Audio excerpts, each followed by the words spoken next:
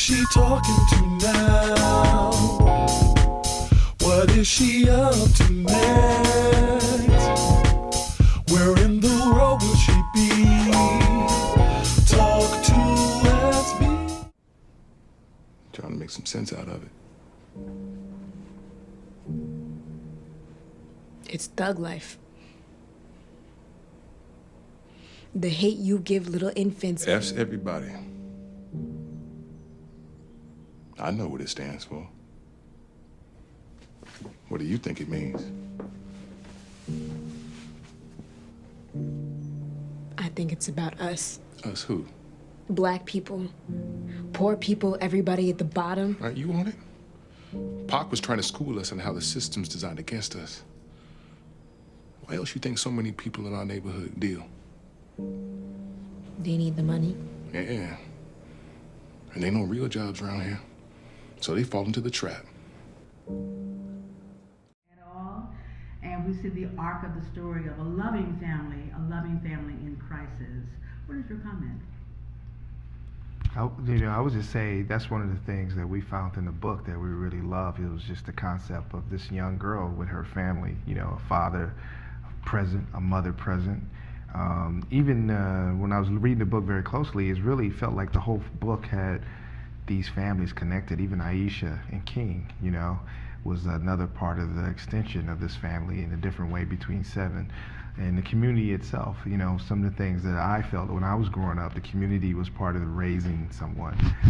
So you have, the barbecue joint, and you have Mr. Lewis Barbershop. All those guys are part of the community. I think we just wanted to show up and tell the truth of experiences that we've had, of different multidimensional experiences, and honor the fact that we, as Black people, walk different paths in life, and we wanted to keep the integrity and the truth of that when we were able to do it. It's a rare opportunity, as you said, when you can be a part of telling a story that is multifaceted and multidimensional, and a character, where there's a man who's present and standing up and loving his family, and that there is a loving family at the core. And so, again, it was just really about showing up and doing our part to help tell the story. In the tradition of this particular family, they are intact with a loving mother, father, and an extended family. It all sort of blends together. Would you define this as intact, contemporary, or some other definition of this family dynamic? Where there is no step anything, we're just family, Seven is not a stepchild. He's Lisa's son. He's not Star's half-brother. It's a brother. Mm-hmm. And so this is just about honoring the family as it is, and the family, the extended family, which is the community. As we always note, in our culture, it takes a village to raise a child. And so what you see is that village very present. Now, we have our trials and tribulations, we have our ups and downs. It's a roller coaster, but the village is present, and that's important. But at the end of the day, in my estimation, it is simply family. Yeah, I think family can look like a myriad of things, and something that really touched my heart when I read this book by Angie was the relationship between Star and Seven, because I have two half siblings. But like Russell said, we never considered ourselves halves. We were always just sisters. And I think everyone has this perception that their family is off or different or more complicated than someone else's, but the fact of the matter is that everyone's family is a big giant mess. But what makes family family is that collective love, that understanding, the ability to be yourself and be accepted for who you are. I think the most important thing is the personal story identity. The shooting is like a catalyst, in terms of opening up conversation and dialogue. And that's what the power of Khalil, was able to do for Star, was to be able to take this and process it, and how do I change? And then in the process of changing, she changed those around her, even Uncle Carlos, and how he see things. There's a pivotal scene in the movie, and I love the way Amandla really in that performance after she does and speak up on television. And after the soul food restaurant where the cops takes down the father, she's in the back seat of the car. And we only did 3 takes of that because you really hit it, really. She says, "I'm sorry, Daddy, I'm sorry for speaking. I'm sorry, I should never went on TV. I should have stayed quiet."